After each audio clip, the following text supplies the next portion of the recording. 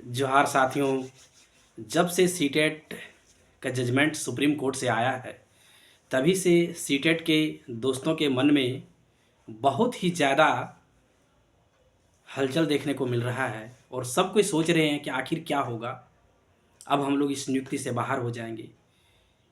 आप बाहर जरूर हो गए हैं, इसमें कहीं कोई डाउट नहीं है। और अगर बाहर हुए भी हैं तो इसमें सारा गलती सिर्फ और सिर्फ आपका है। आप जब हाईकोर्ट से जीत गए तो आपको इस बात का घमंड हो गया कि अब हम सुप्रीम कोर्ट में भी जीत जाएंगे। इसीलिए आपने सुप्रीम कोर्ट में केस जिस हिसाब से लड़ना चाहिए आपने नहीं लड़ा और अंततः आपकी हार हुई है। जेटेट वालों ने अच्छी तरह से इस केस को लड़ा, क्योंकि उसे पता था कि हम हाईकोर्ट में हार चुके हैं।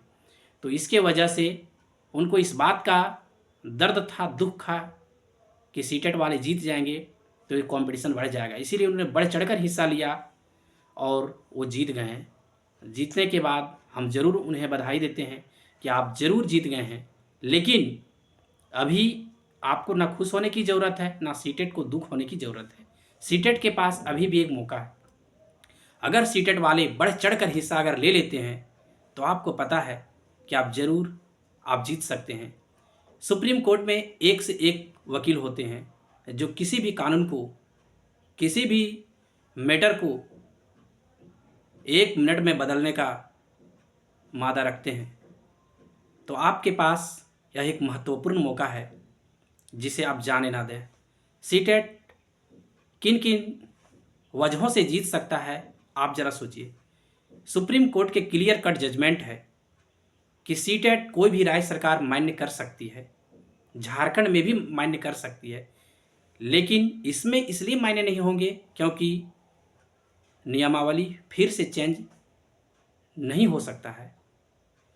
गेम बीच में चेंज हुआ है। जब सरकार नियमावली बना दिया तो हाईकोर्ट के निर्देश में सीटेट को फॉर्म भरने का दिया। अगर वही उसी समय पूरी नोटिफिकेशन रद्द हो जाती, उसके बाद फिर से फॉर्म भराता, तो सीटेट आज कंसीडर होता। लेकिन नियमावली रद्द नहीं हुआ, फिर से नोटिफिकेशन निकाल के एक फॉर्म भरवा दिया गया, तो इसके वजह से सीटेट हार गया। अगर पूरी नियमावली रद्द हो जाती तो ज़रूर हम लोग जीत जाते सीटेट वाले, लेकिन वैसा नहीं हुआ। इसके वजह से आज सीटेट बाहर है। लेकिन हम लोग के पास जीत के बहुत सारे रास्ते हैं। इसी नोटिफिकेशन में बहुत बार चेंज हुए हैं। जैसे पारा टीचर्स का जो मिनिमम क्वालिफिकेशन मार्क्स था वो हटा दिए गए थे, वो भी चेंज हुआ। एज रिलैक्सेशन को लेके भी चेंज हुआ। बहुत सारे फैक्टर हैं जो चेंज हुआ है। बीआरसी को भी फॉर्म भरने का मौका दिया गया, वो भी बाद में चेंज हुआ है। इसीलिए हम लोग इस आधार पर जरूर जीत सकते हैं।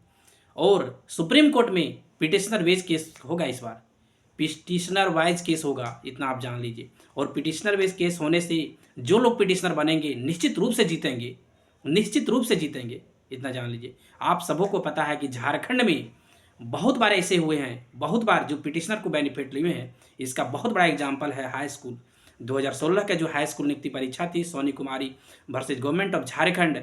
उसमें पिटिशनर जो बने थे उन्हें पूर्ण तरीके से फ़ायदा मिला है।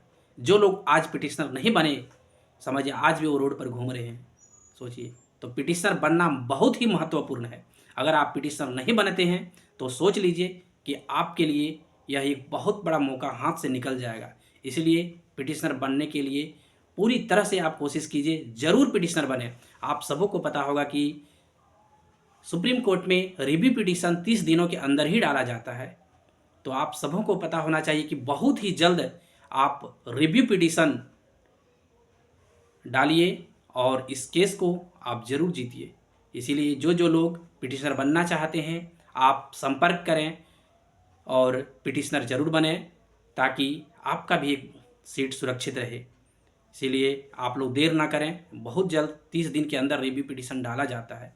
तो रिव्यू पिटिशन ज़रूर होगा। 2 केस होगा, एक रिव्यू पिटिशन के लिए होगा और एक हाई कोर्ट में होगा नोटिफिकेशन पर चैलेंज के लिए। नोटिफिकेशन कैसे हम लोगों को रद्द करना है, इसलिए ताकि अगर नोटिफिकेशन रद्द हो जाता है तो पूरा एग्ज़ाम कैंसिल हो जाएगा। और जो लोग अभी बीएड कंप्लीट किए हैं, जो सीटेट पास है ना जेटेट पास है, उन्हें भी एक मौका मिलेगा। इसीलिए आप लोग हर कोई बढ़ चढ़कर साथ दें। बहुत बहुत धन्यवाद। जो चैनल पर नए हैं वो सब्सक्राइब करेंगे, ताकि कोई भी सीटेट को लेके मैटर, जो भी सीटेट को लेके मैटर होगा, हम आप लोगों को तुरंत बताएंगे। और जो है सो कि जो भी सही होंगे वही हम बताएंगे। इसीलिए जो जो चैनल पर नए हैं सब्सक्राइब अवश्य करेंगे। बहुत बहुत धन्यवाद।